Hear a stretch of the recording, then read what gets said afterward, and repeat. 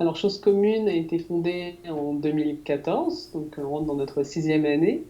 Donc, on est deux cofondateurs. Il y a Vasanta Yogananthan qui est photographe et moi-même. Et c'est moi qui la dirige par contre au quotidien. Et donc, on est spécialisé dans le livre d'art, mais avec un accent particulier sur la photographie. Mais c'est vrai que depuis l'année dernière, on fait aussi d'autres livres que des livres de photographie. Donc, c'est pour ça que je le précise. D'accord. Et justement, cette ouverture, elle est due à quoi? À un intérêt personnel ou un besoin financier? Alors, elle est due complètement à un intérêt personnel. Ah non, c'est vraiment pas financier, parce que pour le coup, sans aide, sans subvention, cette collection, en fait, ça a commencé avec une collection qui s'appelle la collection Coup de crayon, qui est du coup dédiée aux œuvres sur papier, donc que ce soit le collage, le dessin, la peinture. Donc, c'est vraiment plus un intérêt particulier, enfin personnel, quoi. Enfin, c'est vrai que après, c'est que ce soit nous deux, mais en particulier moi, mais c'est nous deux, on aime vraiment beaucoup la peinture, comme ça peut d'ailleurs se sentir, je pense, dans le travail même personnel de photographie de Vassanta. Donc c'est vrai que personnellement, enfin, on va voir des expos de peinture, de sculpture, que sais-je, mais donc c'est vrai qu'on n'est pas, enfin moi en tout cas, je suis vraiment pas obsédée de photographie, quoi. J'aime la céramique, enfin vraiment, j'aime vraiment beaucoup de choses. Donc c'est vrai que autant la photographie colle bien au médium, enfin le médium colle vraiment bien au livre. Donc c'est vrai que par rapport à tout ce qui est en 3D, par exemple, typiquement la sculpture, c'est quand même enfin, ça s'apprécie quand même plus en vrai. Donc d'où l'idée aussi plutôt de se focaliser sur le dessin qui même d'ailleurs s'y prête mieux que la peinture au niveau reproduction des images, mais c'était vraiment une envie de voilà de dialoguer avec des artistes qui ne pratiquent pas forcément la photographie, sachant que certains peuvent aussi être photographes, hein, ça n'empêche pas. Mais en tout cas, les trois premiers noms, c'était plutôt des noms qui venaient. Enfin, Iris Demouy, par exemple, qui est connue plutôt pour le livre pour enfants, donc avec l'École des loisirs. Nathalie Dupassier, qui elle est designer, donc, mais qui aussi dessine. Enfin, souvent, c'est un peu un à côté. Enfin, ça peut être des dessinateurs, mais c'est pas forcément des dessinateurs qui dessinent ce genre de dessin, on va dire, au quotidien, quoi. C'est un peu une carte blanche, parce que par contre, c'est une carte blanche, donc c'est quand même il y a quand même un concept un peu particulier, c'est que les dessinateurs, enfin ceux à qui je fais appel, dessinent pour le livre, quoi. Donc D'accord. sous un format décidé de la collection, et donc c'est vraiment une collaboration avec l'artiste d'imaginer, de penser un travail en livre. D'accord. Voilà. Alors, on sait que la situation financière dans le secteur de l'édition, surtout l'édition spécialisée, est compliquée. Comment vous arrivez, alors je parle avant la crise, comment vous Oui. arrivez à justement survivre ou vivre? Alors, bonne question. Bah, c'est pas, enfin, il y a plusieurs choses quand même qui permettent de survivre. Je pense que la grande spécificité, en tout cas de choses communes, c'est que dès le début, on n'a jamais fait de dépôt. Donc, on a toujours fait de l'achat ferme. Je parle des ventes en librairie. Donc, c'est vrai que ça nécessite enfin, par contre, c'est énormément de travail, hein, de s'occuper de sa propre distribution. Mais quand on fait peu de livres, enfin, évidemment, s'il y avait 30 livres par an, même, voire beaucoup plus, c'est impossible. Mais quand on en fait peu, enfin, on a commencé avec un livre par an, après 3, 4, maintenant l'année dernière on était à 7, cette année a priori on est à 7, sauf si décalage dû à la crise, mais bon, sinon il y en avait 7. Donc vu qu'on se situe entre 7 et 10, ce qui est déjà beaucoup, par an c'est quasiment tous les mois et demi, mais on peut avoir un schéma où on arrive à distribuer nous-mêmes. Et c'est vrai que quand on distribue et qu'on facture, eh ben, l'argent rentre quand même plus vite dans les caisses que quand on a un diffuseur et que ça vient une fois tous les 6 mois. Voilà. Donc après, on se trouve qu'à partir de cette année, j'ai commencé là avec un distributeur aux États-Unis. On a toujours eu un distributeur au Japon depuis toujours. Mais donc voilà. Donc il y a quelques endroits comme ça où je travaille avec des distributeurs, mais c'est non exclusif la plupart du temps. Parfois, du coup, un peu les libraires historiques, je les garde en direct. Enfin, c'est un peu une petite cuisine comme ça qui fait que ça fonctionne. En tout cas, l'économie principale est basée là-dessus. Parce que D'accord. c'est sûr que si c'était que du dépôt, c'est impossible. Enfin, c'est impossible de sortir un livre, de payer l'imprimeur, le relieur, le photograveur, le graphiste, donner des droits d'auteur. Enfin, tout ça, c'est impossible s'il n'y a pas un retour assez rapide quoi, sur les ventes, parce qu'il faut déjà vendre en plus. Hein, avant même de savoir si c'est en dépôt ou en ferme, il faut déjà vendre. Mais donc ça, c'est un peu comme ça que je veux dire, je vais dire on survit ou on vit. Mais oui, après, il y a des aides quand même, évidemment. Après, c'est pas quelque chose qui est systématique chez nous. Enfin, déjà été aidé par le CNAB, par exemple. Il y a une subvention de la région, Île-de-France, justement pour lancer la collection de dessins.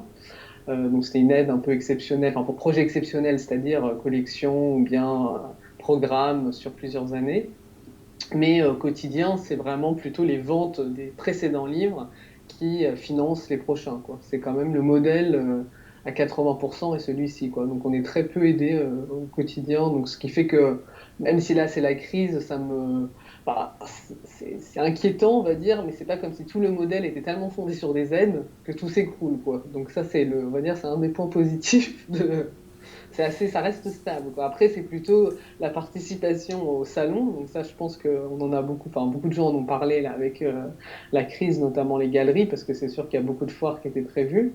Mais c'est aussi le cas du livre, quoi. Souvent, on l'oublie un peu, mais dans l'économie d'un éditeur, les salons, ça reste important, quoi. Enfin, que ce soit dans l'édition plus généraliste, comme le salon du livre qui a été annulé, c'est énorme, quoi.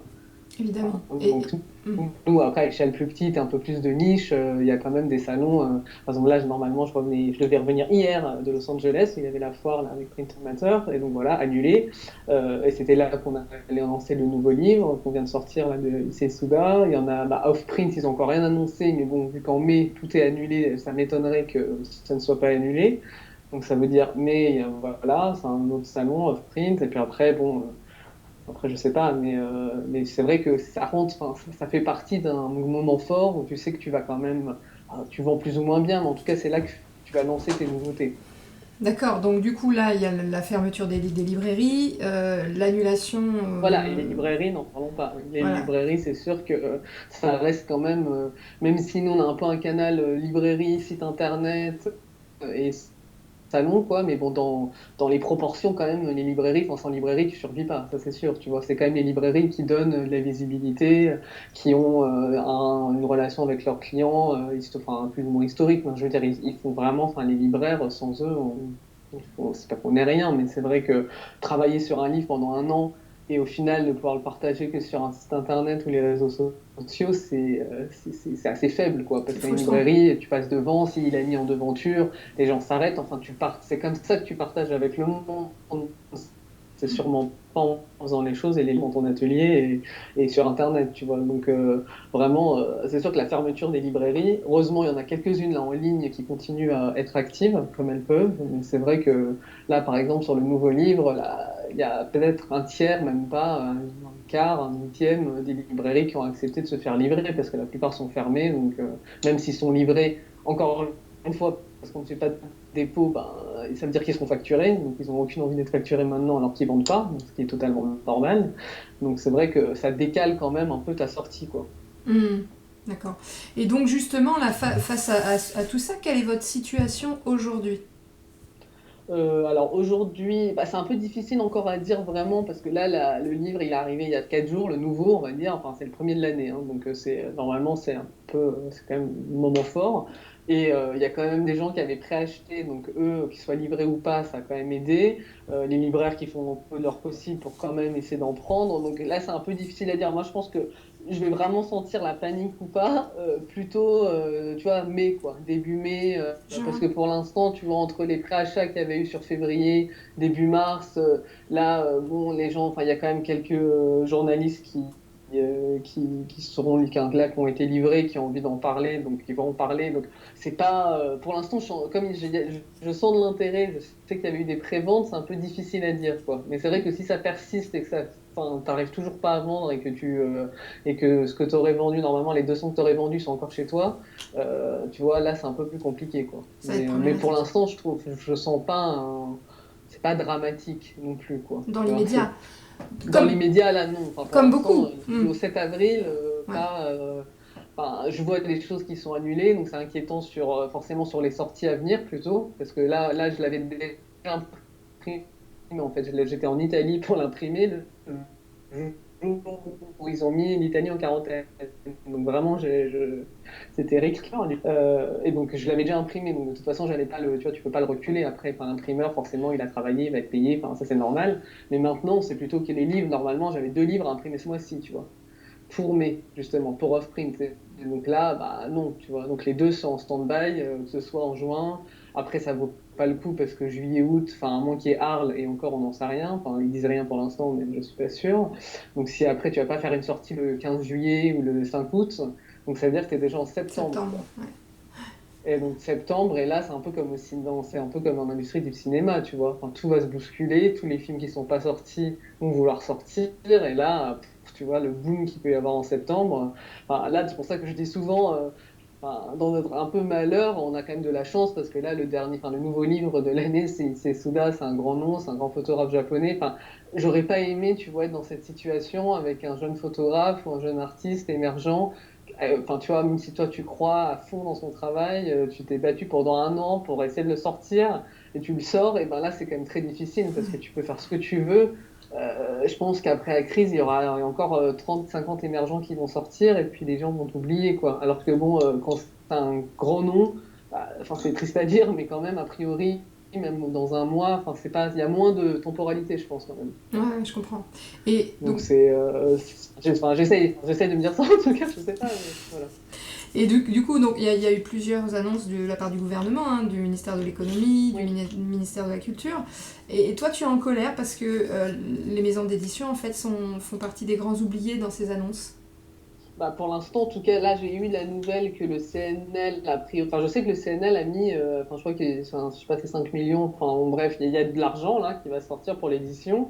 Mais après, l'édition, c'est très large, hein. C'est-à-dire que ça va de la littérature tu vois, aux essais. Enfin, bon, bref, édition, ça ne veut rien dire. Donc, c'est vrai qu'après, en quoi est-ce que vraiment l'édition spécialisée d'art va être aidée? Pour l'instant, il n'y a pas trop de, voilà, il n'y a pas trop de nouvelles. Donc, je pense que c'est en cours et je vais quand même parler à pas mal de personnes qui m'ont dit, enfin, plutôt d'autres éditeurs ou quoi, qui disent, bah non, mais c'est vrai, faut qu'on se, voilà, qu'on se mobilise, qu'on fasse quelque chose. Donc, je ne suis pas désespéré en soi. C'était pas du tout c'est pas une question de comparaison qui doit être aidé, qui ne doit pas l'être, hein, parce que tout le monde doit l'être, hein, je pense, hein, en plus ou moins. Mais c'est vrai que les gens pensent souvent au stand faramineux de Paris Photo où tu sais 20 000 euros le stand, etc. Mais c'est quand même à l'échelle de l'économie, tu vois. Et toi, quand tu as un stand à 1000 euros, les gens vont dire ah c'est rien, c'est 1000 euros, tu vois. Mais pour un éditeur, 1000 euros c'est énorme parce que tu vois, dans le livre, même si tes livres sont à 40-50 euros, faut en vendre hein, pour entrer dans tes frais, surtout quand c'est à l'étranger, que tu prends un avion, que tu prends une semaine d'hôtel ou Airbnb ou que sais-je. Tu vois, enfin, c'est les frais, c'est souvent c'est minimum 3 000-4 000 euros de frais, tu vois, pour une maison d'édition sur un mois, c'est beaucoup.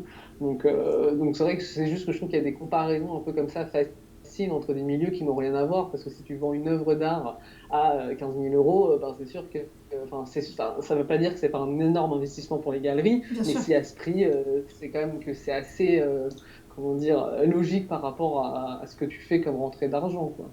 Donc c'est plus, je pense qu'il y a certaines personnes qui n'ont pas forcément réalisé que oui, les éditeurs aussi ont des salons, ont des moments. Enfin, je te parle même pas des signatures, tu vois, parce qu'on parle des librairies fermées, mais alors tous ceux qui avaient, enfin là c'est pas mon cas, mais qui ont des signatures de prévues, enfin, ou des conférences, enfin tout événement qui fait finalement vendre, quoi. Enfin, c'est quand même, c'est un peu, enfin, tu vends difficilement en restant dans ton coin quand même, hein. Ça, je pense que c'est assez évident. Hmm. Ouais, donc, mais il y a pas eu d'annonce faite de la part du ministère de la Culture auprès, justement, et du CNAP aussi, auprès des éditeurs, des maisons Non, d'édition. enfin, pas là, je ne me suis pas reconnecté là Hmm. aujourd'hui pour vérifier, mais en tout cas, enfin, depuis la dernière fois, je sais qu'il y aura quelque chose pour l'édition, mais après, plus spécifiquement, pas, et plus immédiatement, surtout, j'ai pas entendu d'annonce, quoi. Ouais. L'aide sur le mois de mars, elle est, enfin, par rapport aux 70% là, de chiffre d'affaires, enfin, de baisse de chiffre d'affaires, etc., c'est pas mal, mais je veux dire, après, pour moi, le mois de mars, c'est pas le pire, quoi. Parce qu'encore une fois, ça, c'est arrivé au mois de mars, à la mi-mars, quoi. Donc, ceux qui ont quand même, comment dire, une économie qui tourne pas trop mal, ils ont quand même pu faire 2 semaines de chiffres, hein. Donc, bon, c'est sûr que c'est pas faire 4 semaines pleines, font les ballons, mais c'est plutôt là avril, tu vois, où tu peux livrer personne, tout le monde est fermé. Alors là, c'est vraiment que ce soit même les États, enfin maintenant le monde entier commence à être fermé, tu vois, parce qu'on est le mois dernier, selon si tu travailles beaucoup avec l'international, ce qui est notre cas, parce qu'on vend quand même beaucoup à l'étranger, il y avait pas mal de gens qui pouvaient être livrés sans problème, et maintenant moins, tu vois. Donc c'est plutôt avril, mai, juin, enfin c'est plutôt ces mois-là, moi, qui m'inquiètent, plutôt que le mois passé, qui, bon, oui, certes, peut-être un peu moins bon, mais finalement, avec les mobilisations des gens, certains qui sont dit, ah, mais il faut soutenir les éditeurs indépendants, il y en a qui ont acheté des livres, enfin, tu vois, c'est pas... Mais après, il faut que ça perdure, parce que tu vas pas non plus solliciter les gens pendant 6 mois juste pour te faire survivre, tu vois. Et alors, qu'est-ce que vous faites pendant ce confinement? Alors, comme d'habitude, j'ai envie de dire. Donc, on travaille comme d'habitude, en fait. C'est pas, après, enfin, la motivation est là, mais je le dis souvent, un peu tous les jours d'ailleurs, je me suis un peu en boucle. Mais c'est vrai que même si tu es très motivé, forcément, tu es passionné par ce que tu fais, le fait de n'avoir aucune échéance dans un métier où tu es toujours en flux tendu, parce que bon, j'essaie d'être organisé, je suis rarement extrêmement en retard, mais bon, tu es quand même toujours dans l'attente de quelque chose, une nouvelle maquette, un essai machine, le graphiste qui doit te rendre ci, ça. Enfin bon, je veux dire, t'es un peu le chef d'orchestre de 1000 trucs en même temps. Et là, même si tu le fais, tu sais même pas si t'imprimes, sûrement pas le mois prochain, tu sais pas si c'est en juin, septembre, novembre. Et en fait, tu vois, enfin, tu sais pourquoi tu fais ce que tu fais, mais c'est un peu difficile quand même De se projeter, ouais. d'attaquer dès le matin, tu vois, et te dire, ah bon, allez, ça va être un bon livre, tu vois, tu t'auto-motiver comme ça, bon, oui, tu sais vraiment, enfin, ouais, tes interlocuteurs prennent plus de temps à répondre, enfin, il y a une espèce comme ça de torpeur un peu, c'est assez étrange, quoi, comme climat, mais sinon, en soi, j'essaye d'avancer sur tout comme si ça allait se passer, en fait, parce qu'au moins, au moment où ça se lève, bah, enfin, tu vois, j'aurais pas pris du retard en me disant, ah, la relecture de ça, c'est pas grave, c'est pas urgent, et je le fais pas, tu vois, parce que ça sert à rien de, sachant qu'il faut quand même ménager les dépenses, tu vois, il faut avancer sans s'amuser à se faire sortir trop de trésorerie dans un moment où tu sais pas si, comment les mois vont se passer, quoi, parce que c'est un peu ça aussi le problème, c'est que plus tu fais travailler les gens, plus tu vas payer les gens, hein, donc faut pas non plus s'amuser à payer, tu vois, tout le monde, alors que ça se trouve, c'est dans 6 mois, 8 mois que tu auras tes retombées dans tes ventes actives, quoi. Donc, mais sinon, non, le quotidien est pas trop différent, on va dire. Donc, ça, c'est bien.